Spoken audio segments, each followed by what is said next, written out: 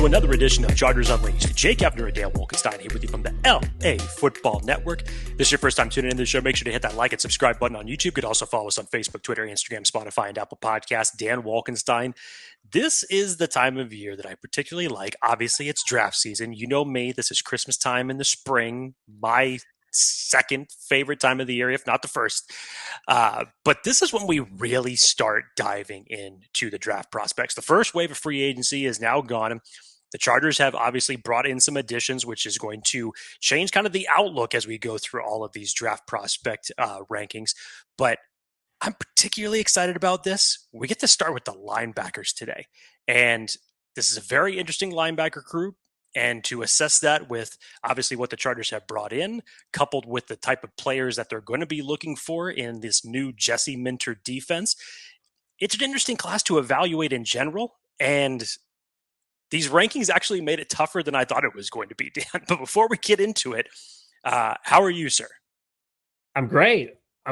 This is, you mentioned it, this is a extremely exciting time for you and I, for Chargers fans.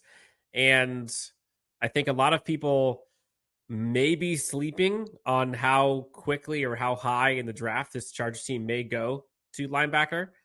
And we're here to change that because linebacker is a staple of a Jesse Minter defense. You go back and look at what they did in Baltimore. You look at what McDonald did in Baltimore. You look at what they've done in Michigan. Linebacker is a key component of this defense. And there are some components of linebacker that we'll get into that is important. And so Chargers team needs to build up on defense. They've brought in a couple pieces, but there are still some holes there at the linebacker position, and that could get filled in a hurry by some of the physical freaks that are on this list of ours. So I think we should just get into it, Jake. I think first order of business, Chargers made some moves this week. Troy Dye, Denzel Perryman, your newest Los Angeles Chargers linebackers. And we're not going to get into this that much now, but I do find it refreshing to see this coaching staff and front office bringing in positions in free agency that enable them to swing for the big fish at premium positions come draft time. Linebacker, no exception. The Chargers, Eric Kendricks, no more, now gone. Kenneth Murray, no more, now gone. They add in Troy Dye, core special teamers with possible on-field defense upside, and Denzel Perryman. Everyone's staying hydrated now on this team. Denzel Perryman, heat-seeking missile, run defense. Like, that's his thing. Like, you will get knocked off your block by Denzel Perryman. Deion Henley, already on the team. He's the coverage guy. But do we know any idea of what he's going to be other than like a few sample sizes? Not really. So all of that, Jake, I think kind of sets up what this Chargers team is looking for. You know, they have Nick Niemann, they have Deion Henley, they now have Denzel Perryman, they have Troy Dye. But in my opinion, I'll ask this to you. Is that enough? I think the clear answer is no, which is why we're doing this episode. But what is it lacking, which is kind of teeing this whole thing up? It's lacking coverage. It's lacking coverage ability. I think when you look at what this linebacker stable is now between Henley, Perryman, Niemann, and Dye, you've got core special teamers, and yes, how as athletically gifted as Deion Henley is, and that was obviously shown through his college tape last year. He's had flashes in coverage, but yes, he's had flashes in coverage, but in terms of like what you would really need for this, and let's not forget, Dye, Perryman, those are 1-year deals. Denzel Perryman's 32 years old.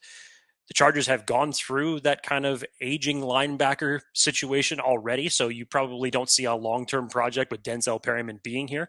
So you need to build this linebacker group up for the future for as long as Jim Harbaugh and Jesse Minter are going to be coaching this team. So you look at this right now, and as you mentioned, Dan, Perryman is your downfield heat-seeking missile as it relates to the run game. I'm excited to see what Deion Henley is going to be able to do. I think he could probably be a nice balance in between what this linebacker group ends up shaping out to be in terms of what he can do against in coverage, what he can do against the run. I think he can kind of be that middle ground, and I'm excited to see him take this next leap because we didn't get a chance to see much of him last year. He had that injury late in the preseason that kept him out a lot. He was mainly relegated to special teams. Even when he was healthy, he still didn't end up seeing the field that much. So that was unfortunate. So it's really kind of a question mark as it relates to this linebacker group. So what does that tell you? It should tell you that the Chargers are going to prioritize getting a linebacker in this class earlier than expected. Now, a month ago, we wouldn't have said that. This draft class as it relates to the linebackers is not that strong. But there is a handful of guys as it relates to coverage linebackers that proved that they could succeed in college. And this will be interesting just in terms of, I know where Dan and I are going to be as it relates to the top 4 or 5 guys that we have in this list. And obviously everybody's list is different as it relates to the consensus number 1 linebacker in this class. I've seen it be a whole different bunch of answers. It really has. And by all means, for anybody that's watching, feel free, plug it in the chat. Tell us how you would stack rank these linebackers. Remember, Dan and I are going off of what it is that the Chargers need. If we were talking about linebackers in general, this would be a very, very different list, and there would be a number of guys on here that you're probably not going to hear Dan and I talk about it. No disrespect to them or us disregarding them, but this is more flex to what the Chargers are going to need in this Jesse Minter defense. Yeah, and again, either short-term or long-term, this is best fits for the Chargers at linebacker is what we're going to get into. And to kind of set that one up, Jake, actually, no. Before we set that up, Jake, let's talk about our friends. Almost missed it, didn't you? Almost missed it. Well, before we almost missed it, wanted to let everybody know about the easiest way to get into some of the sports action out there. It's Underdog Fantasy and their pick'em game. Just pick higher or lower on your favorite or least favorite players, and you can win up to 20 times your money in a single night. Underdog keeps it super simple with their easy-to-use website and mobile app. Just pick between 2 and 5 players and fill out your pick'em entry. Get every pick right and take home some cold, hard cash. Use the promo code UNLEASHED and get your first deposit doubled up to $500 by Underdog. Going over to Underdog Fantasy today and let them know that Chargers Unleashed sent you. So, Jake, friend of the show, Trevor McHugh, joined us previously and talked all things. He's kind of like the Michigan insider connoisseur, if you will. That's his bread and butter. Knows this Michigan team, the scheme, Jesse Minter, Jim Harbaugh, what the defense would look for, what they need. We had talked to him about this, and then I talked to him about it offline too, about like what this defense looks like with Minter and what they could be looking for in, possible linebackers and what they would probably require. And, there's a couple pieces that I think Chargers fans should probably kind of remember when it comes to this defense as a whole, and then the linebacking core specifically. Like, number one, the defense is predicated on 2 main things. One, obviously, is having great corners. Like, they have to have good secondary performers for this defense to work. So they clearly don't have the boundary corner right now, but corner secondary success is important. Everything else is about versatility and is about physicality and enabling this team to be kind of a Swiss Army from position, player to player. And specifically for the linebacking core, they have to be versatile in the sense that they need to be able to drop in coverage. They have to be able to click and close inside gaps, shed tackles, blitz the quarterback at times if it's necessary. Clearly, they have to be able to tackle, and they have to be able to stuff the run. Like, those are all things that are important. But for like the inside linebackers, which are most of what we're going to be talking about today, because most will be a 2 linebacker set, it's less about like sheer size. It's more about like play strength and shedding blocks and keeping gap integrity. This is what Trevor had kind of alluded to. That said, though, they need to be able to have enough speed, Trevor was telling me about, to get to sideline and play in coverage.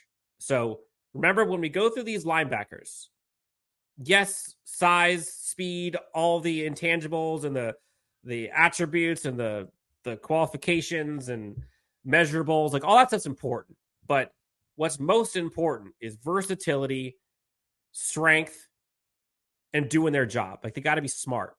And so when we go through these linebackers, keep that in mind, because a lot of times people can very easily get And sometimes I struggle with this too, where you get enamored by like the flashes, right? You get enamored by like the heat-seeking missile where he might not get it all the time, but when he's there, he's going to lay the wood. That's the piece that we need to remember with this new team, with this new defense. It's a different type of archetype that this team's looking for. So, Jake, let's just kind of kick this thing off. To start off, what we're going to do is we're going to have a few guys that we like, not necessarily cracking our top 5. We'll kind of go quickly through the first few of linebackers that we'd like, maybe some day 3 guys, maybe some day 2 guys that might not be the greatest fit, but ones we couldn't pass up, really. Then we'll get to the meat and potatoes. Then we'll get to the guys that we see are best fit for this team. Again, best fit, not stack rank top 5 linebackers of the class. We're doing this for the Chargers specifically. Before we get to those, Jake, anything else to set the stage? I think we've covered it.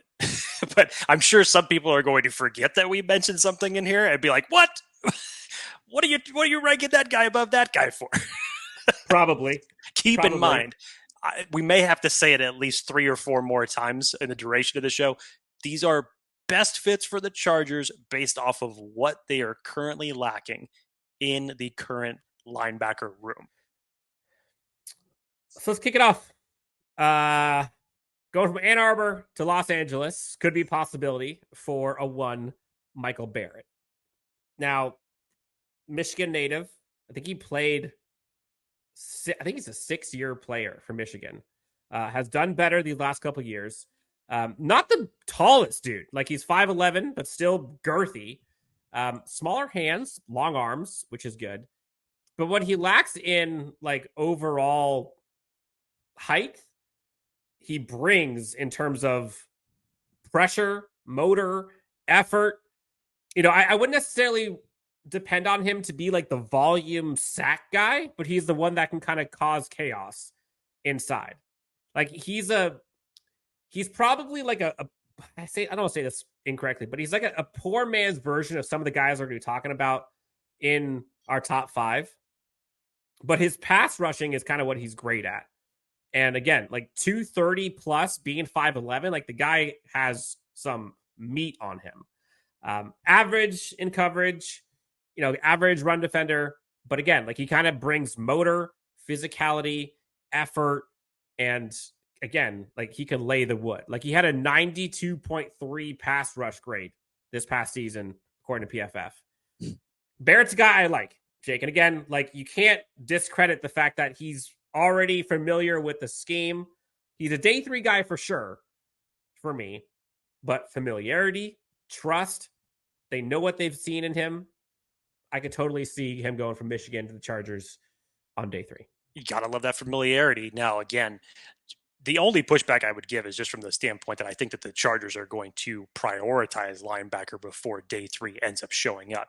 But you got to take in the Michigan familiarity here, obviously with Jim Harbaugh and Jesse Minter. And Michael Barrett will not be the only Michigan linebacker that we will be talking about on this show for obvious reasons. But I feel like if hypothetically, if the Chargers had already had 2 starting linebackers that you knew were going to fit into this defense immediately outside of the moves that they just made, I think Michael Barrett would have made a lot of sense for a later day choice. Yeah, I can see that. Again, it depends on what they're looking for. Like if they want to round this thing out for special teams to take a flyer, like I think he'd be solid because he would bring so much upside if that's what you're looking for to start out with. Next one, Jake. This is your guy. You talk about an athletic freak, Dan. Trevin Wallace out of Kentucky, 6'1", 237, solid athleticism. In high school, Trevin Wallace actually played linebacker, quarterback, and wide receiver in high school. So his athleticism definitely shows up. Ran a 4.52 at the combine. Actually ended up finishing in the 96th percentile in the athletic composite. I think it was just behind Dallas Turner. Was the only person in terms of those scores go that he was actually behind. He was just a freak. Still definitely raw in some regards to his game that need to be developed more, but he just has rare explosiveness, good long speed, plays strong against the run, tackles very well in open field. His game in Georgia this past year, or his game against Georgia this past year definitely highlighted that. Finds the ball naturally. All in all, if you want to get faster on defense, Wallace can bring that speed. And from what we know, Wallace, I believe, I can't remember if it was at the combine or since then, but he has actually had a private meeting with the Chargers since then. So you want speed, you want coverage ability. I just think that Trevin Wallace is just a fun watch. And if you're looking to get downhill faster, yeah, Trevin Wallace can do that. Next one, again, it's kind of like our honorable mentions before we get to our top fives, if you will. Next one for me, Jake, actually, scratch that. Next one's yours. Aha. So Tyron Hopper, Missouri. Again, another fun player to watch. He actually spent his first 3 years primarily as a backup when he was in Florida. And when he transferred to Missouri, immediately got starter reps, became the captain of the team down there, actually finished his career from Missouri with 133 tackles, 20 for loss, 8 pass breakups, and 5.5 sacks. And he could cover a lot of ground in pursuit. He actually said in an interview that he loves playing man coverage. Dan, this is another one. High school, he played safety and cornerback in high school. So it makes sense from the standpoint of just loving to cover guys. So it makes it, it seems like it's translated well to his game. But he's got good athletic range, should be able to translate that well over time as he gets into the NFL.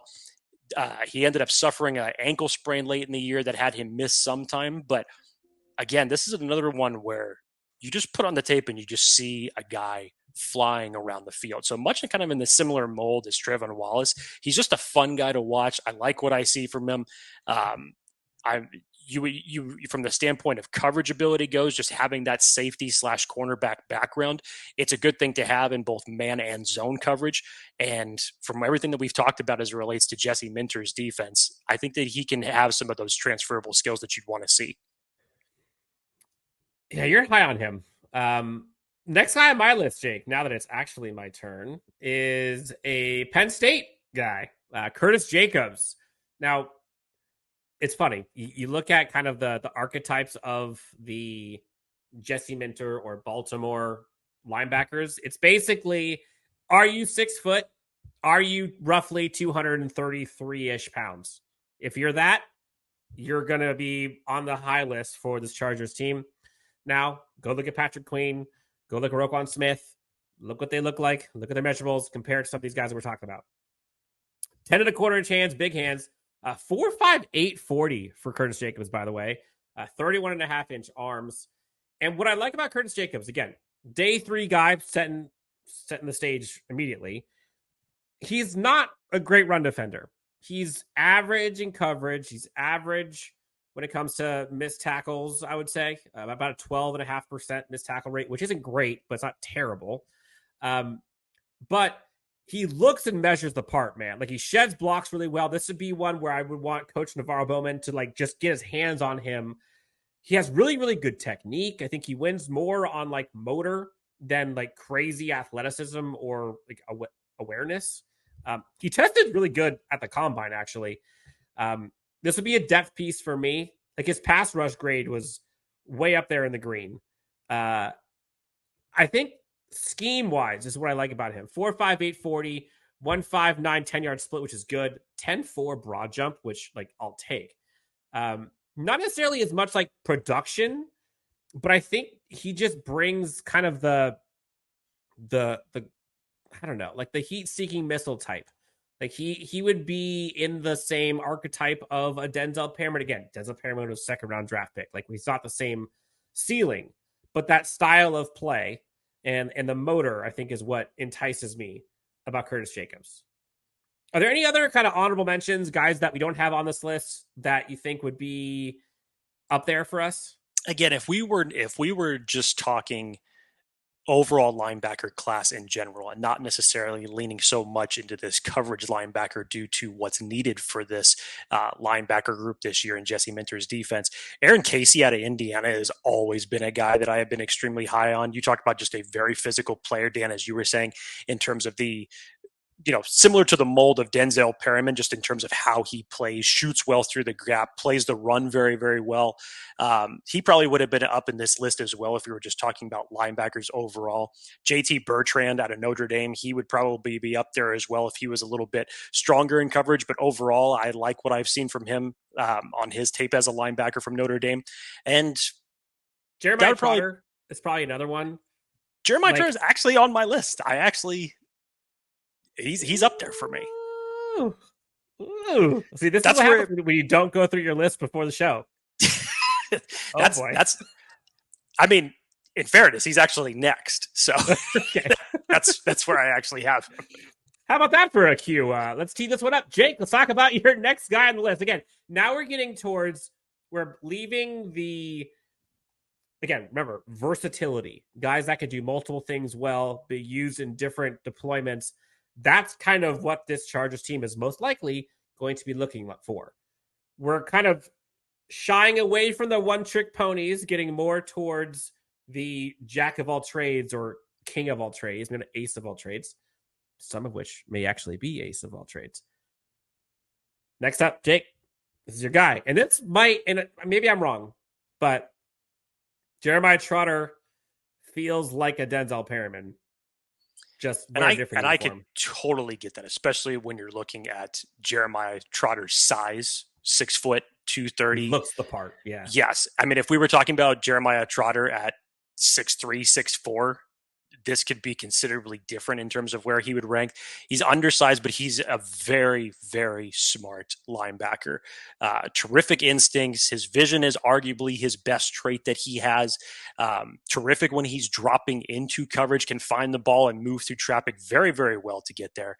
Plays with a good motor and the type of competitor that you really want someone who's going to be playing that linebacker position for. Again, his measurables are the biggest weakness. And because of that, where you see that flaw in tape is that he can get taken out of a play very easily by bigger blockers, opposing offensive linemen, whatever it is. So the size and the measurables, those are obviously his biggest downfall.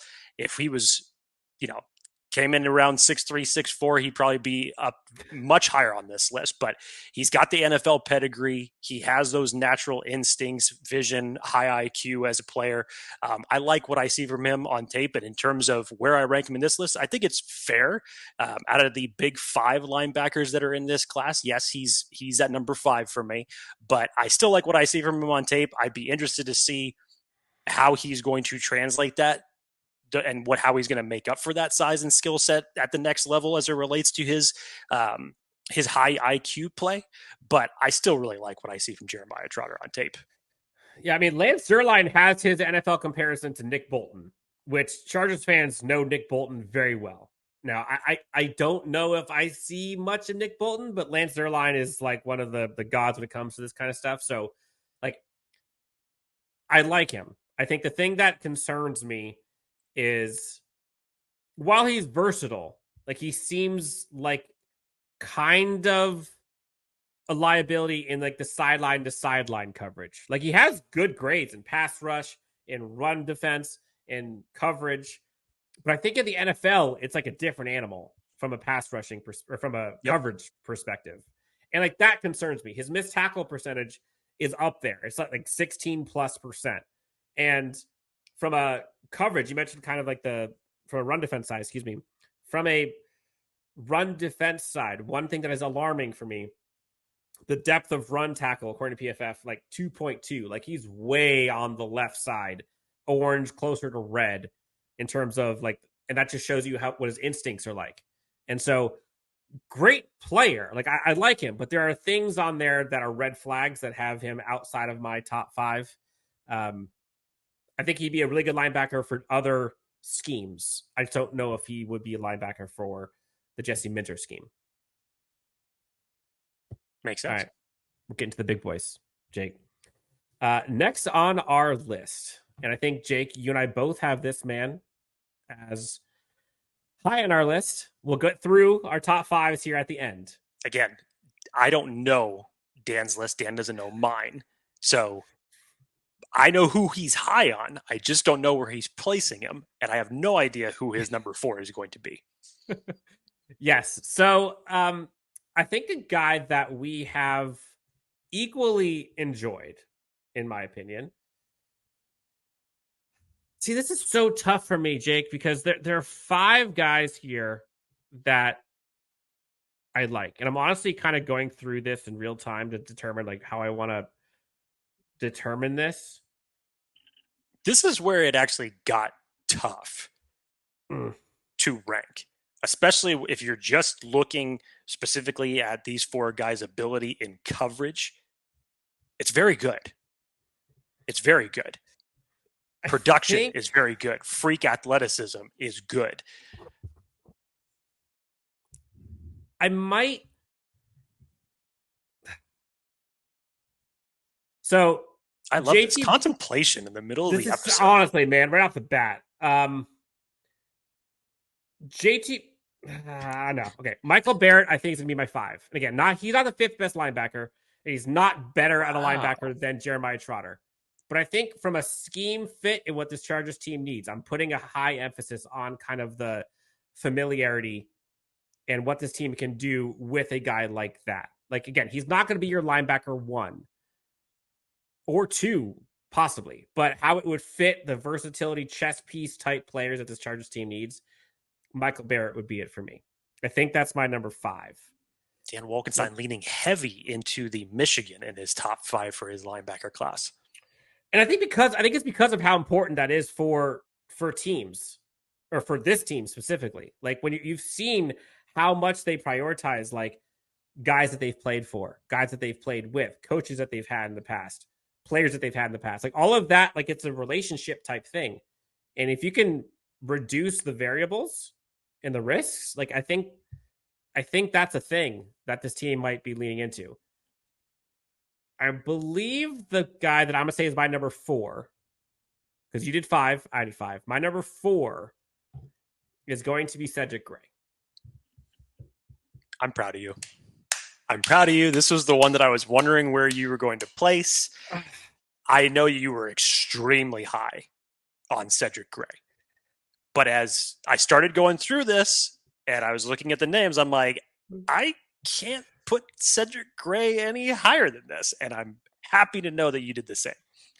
So prototype, like he is a Jesse Mentor linebacker through and through, looking at the measurables. 6'1", 234. Remember, we talked about what the Roquan Smith, Patrick Queen's guy look like. This is basically them.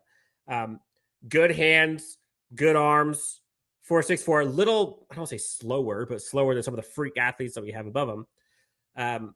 But Cedric Gray, like, really good pursuit linebacker, really good downhill defender. He's really good in coverage. He diagnoses really well. Kind of a do-it-all linebacker. Like, he's okay in run defense, but excellent in coverage and passing downs.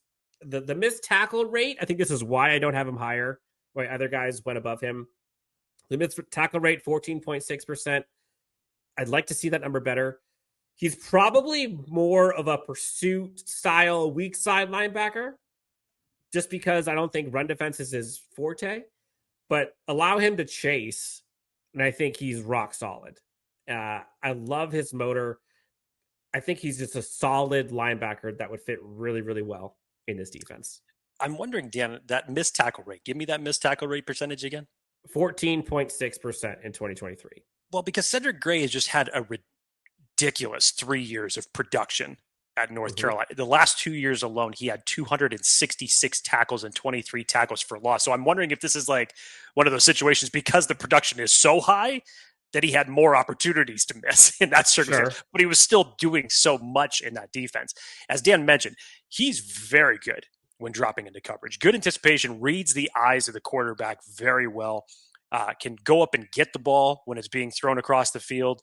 You see that very, it just looks naturally for him when going up to get the ball when he's dropping in coverage like that. Again, really high IQ, had some good plays at the Senior Bowl, has the motor to go sideline to sideline and finish tackles in the open field.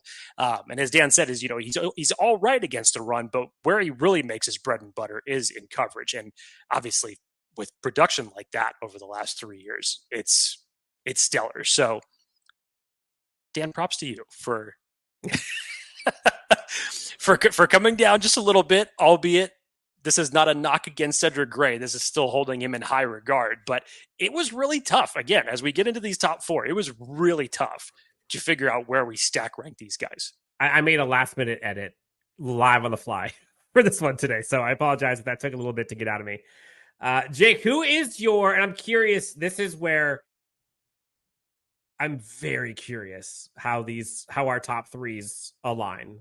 I think we have the same three. We could. I think, just given who we haven't talked about yet. But I'm wondering if it's aligned. Who is your number three?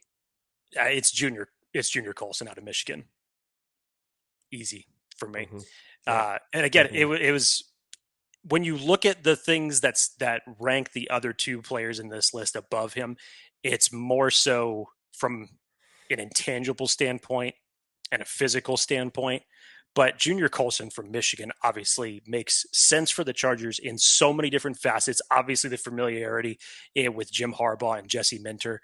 36 game starter, Dan, led the Michigan defense with 93 tackles in 2023. Very just well-rounded linebacker.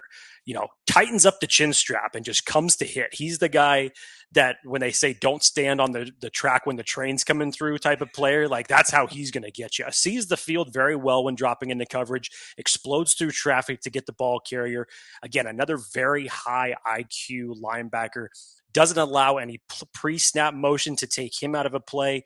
Physically and mentally tough. He played through some injuries during his time in Michigan, so you know that he's just a football player. So I really like everything that I see out of Junior Coulson. I would absolutely love it if the Chargers ended up drafting him. I think it would just make a lot of sense. Still have the over-under line at 1.5. And actually, Junior Coulson is actually one of the ones that I would rate the highest out of the Michigan players to end up on this Chargers team for obvious reasons. Outside of stats alone, it just makes sense.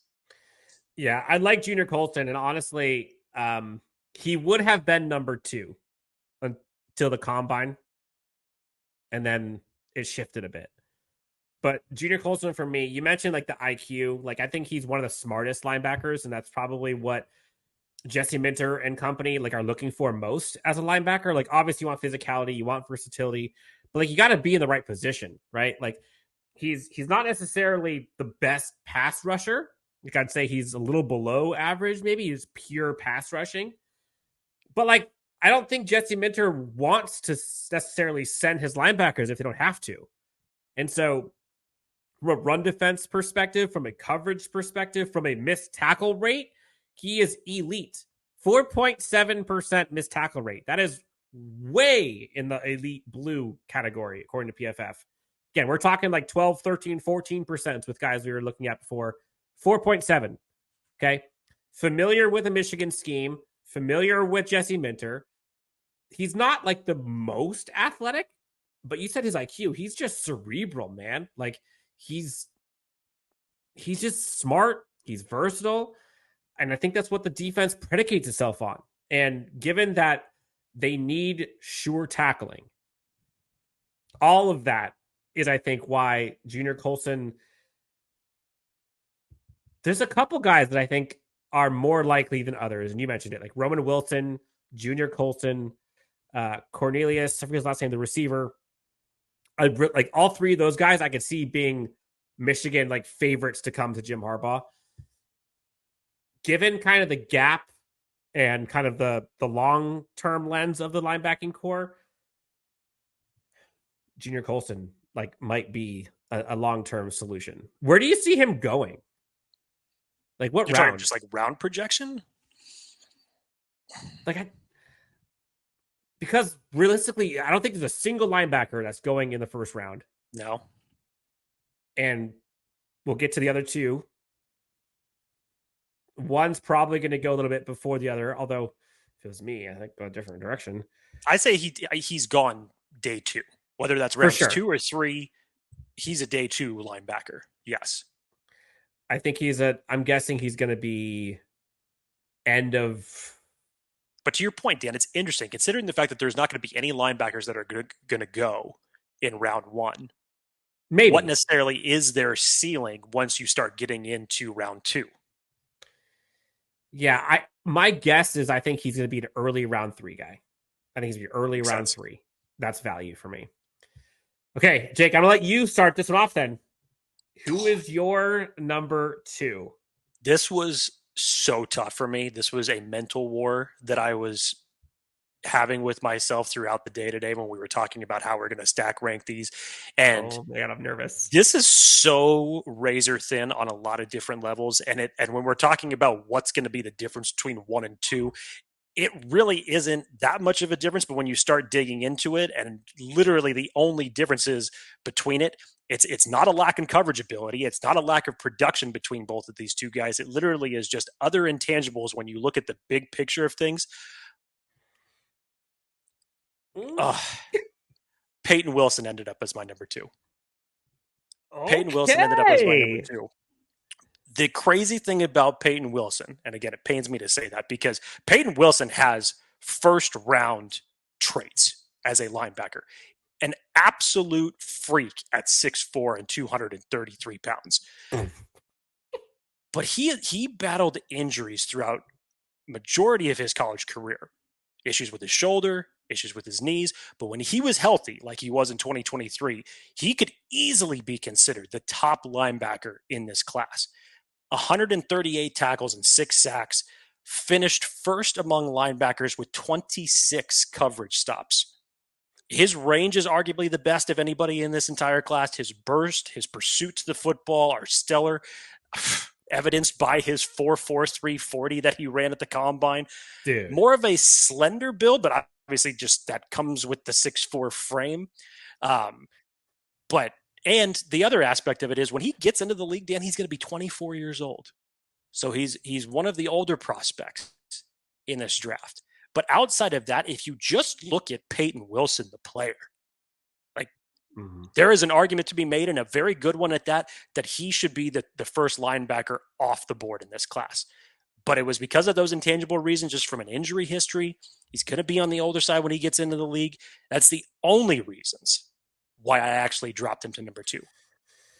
Yeah, and again, like you could look at the age as like a positive or negative, depending on which way you want to spin it.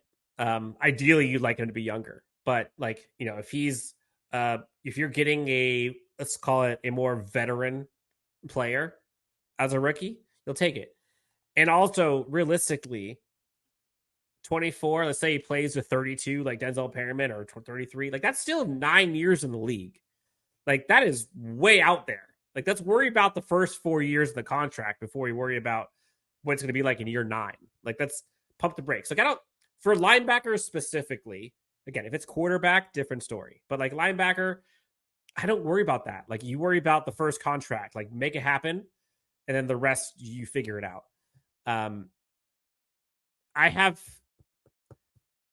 So Payton Wilson was probably 3 or 4 for me prior to the combine. And then when that changed a lot, didn't it? And then when you see that 4.43 number and like the size, like 6'4", 233, 6'4" is tall for a linebacker, especially in this scheme. Like it just, you don't see that very often. And while he is athletic as all hell, like he's very athletic, the depth of run tackle, like he kind of gets washed at times, and it's a little below average, 3.3. But like everything else, again, we're kind of splitting hairs here, but everything else, like Payton Wilson is so good. Like he's a freak athlete. He has elite run defense grade. I think it's 93.7, which is like insane. Coverage grade, not too far off, 90.4. Pass rush grade, all 3 of these things, all 4 for including his tackle, all in the blue, all elite. He has a bit smaller hands and shorter arms for his size, but those, what would be typical issues, don't usually show up on the film. Like, I'm maybe projecting a bit here. That could be an issue. But I just don't know if like the reason I have him at 2, and honestly, I was close to having him at 3. Like his athleticism is what brought him to 2, but I think the strength is what I'm still questioning. And like the physicality, I think at times, like the guy's shredded, he's ripped, right? Like I'm not sitting here and saying he's weak, but like the compact Mack truck type, the physical, like that is not him. It's a different breed, which isn't bad, but I just don't know if that aligns to this defense. But he's so athletically gifted and he's so good that I'm just banking on all of that to kind of shine through. Before everybody starts clamoring to be for the whole age thing, which I totally get. It's age coupled with the injuries that gets me. Because I know Deion Henley, as it stands right now, today, or not, he's 24 years old as it stands currently right now. It was drafted when he was 23. Again, different regime, but and again, they're honestly, we're going to give them both about the same starting point. And I'm not taking anything away from Payton Wilson's play. I would actually love to see Payton. Like, think about this, Dan. Think about how athletic, freakish your linebacking duo would be if it had Payton Wilson and Deion Henley. I mean, that is a pairing of legit athleticism. That would be something to think about just from the standpoint of putting those two guys next to each other.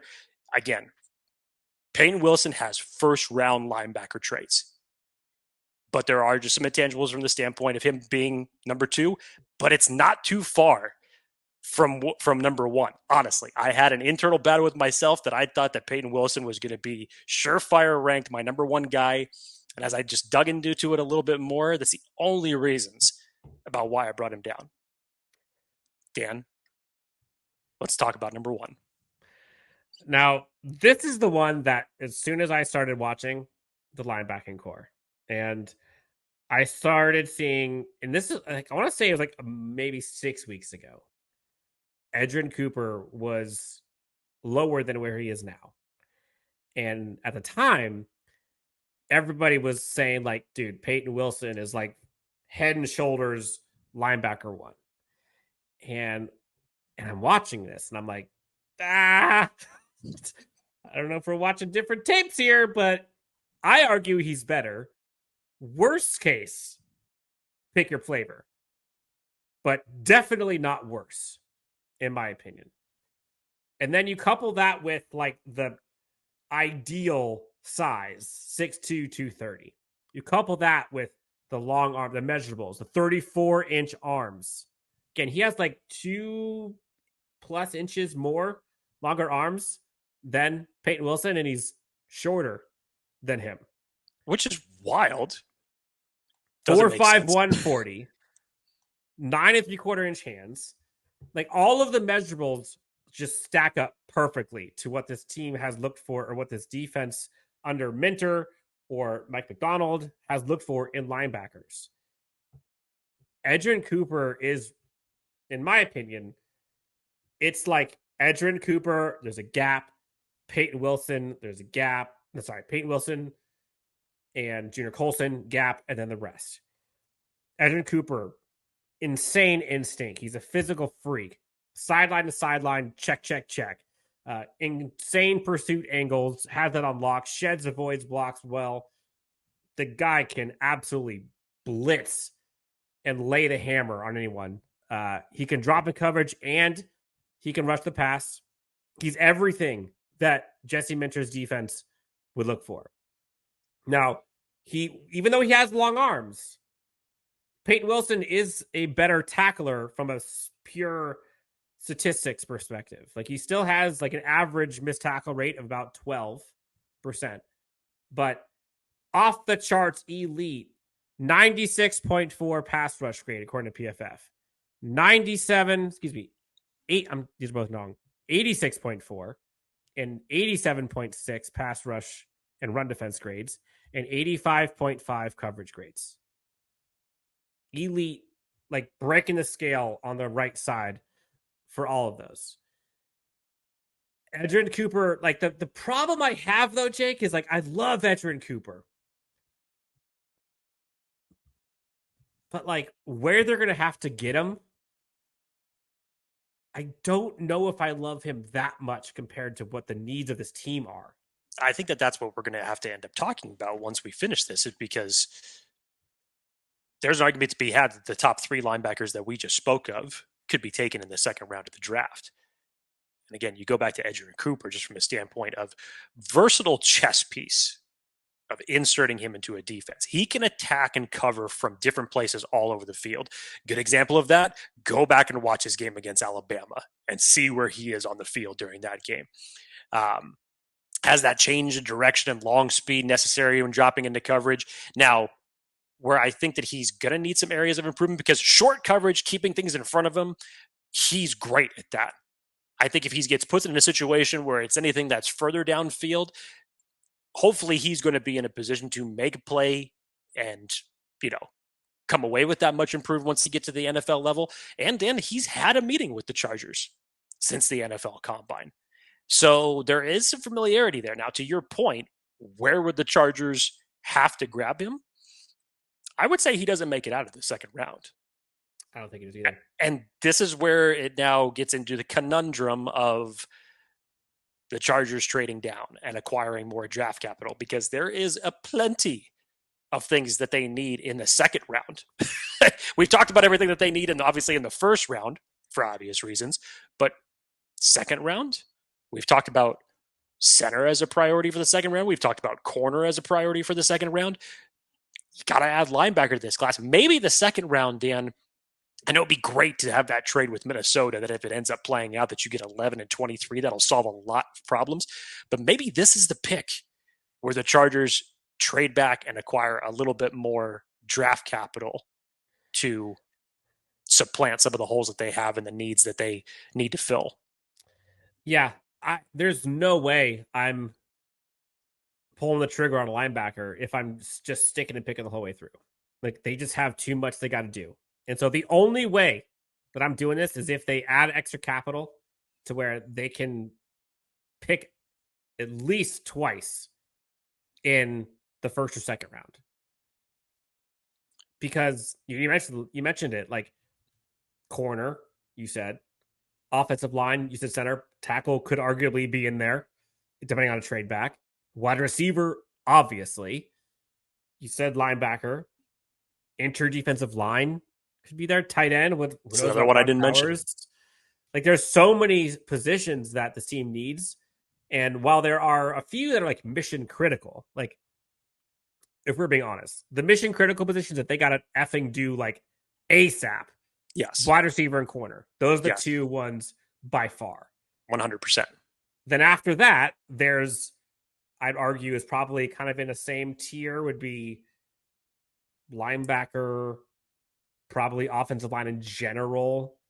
You can say those would probably be the two, honestly. But like, you could easily double dip at both corner and receiver. Running back is up there. Like, there's a bunch of like, you're basically fighting for like 2 picks with 5 positions. It's tough in the top 100. Like, it's tough.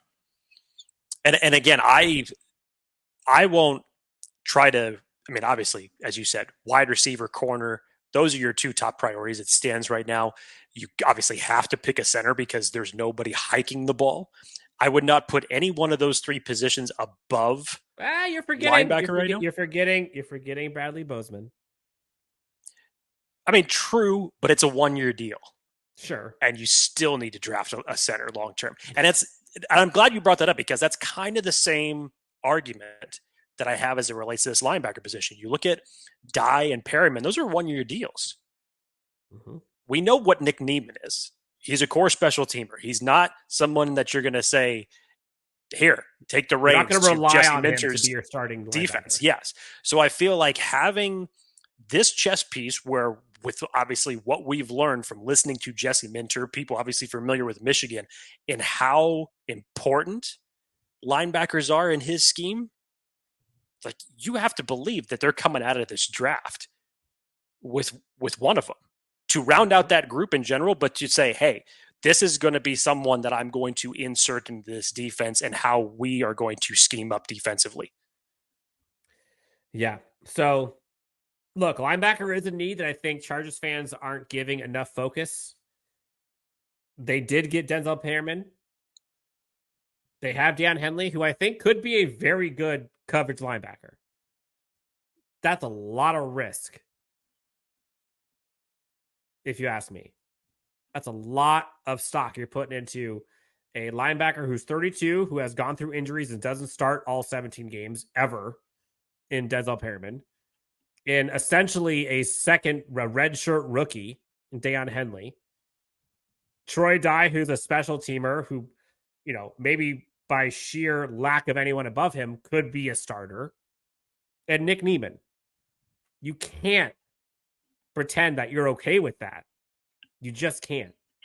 So our list, while different at the top of the top 5, the 3 we had at the end, 1, 2, 3, were the same. 4, actually. That's right. Top 4 were the same. Yes. You're right. So Edgerrin Cooper, Payton Wilson, Junior Coulson, Cedric Gray. Those are our 4. And to me, honestly, like after the 4, in my opinion, like that's where like that precipitous drop occurs. And depending on if they trade back or not, that's where you might be able to, or might have to choose your linebacker wisely. Yep. Anything else, Jake, before we get out of here? No, this was a very unique list to put together. Again, we did this of what would fit the Chargers' needs best given what their current linebacker position has, what it's lacking, how they're going to fill that, especially with Jesse Minter as the defensive coordinator. But feel free to tell Dan and I how we were wrong. That's the beautiful part about draft season, because everybody has their different perspectives on each one of these players. That's what makes for really good scuttlebutt and discussion. That's what we're here for, obviously. So feel free to tell us where Dan and I were wrong. Feel free to also put your list of your linebackers that you're really high on in the chat. Appreciate it. Dan, first draft prospect list in the books.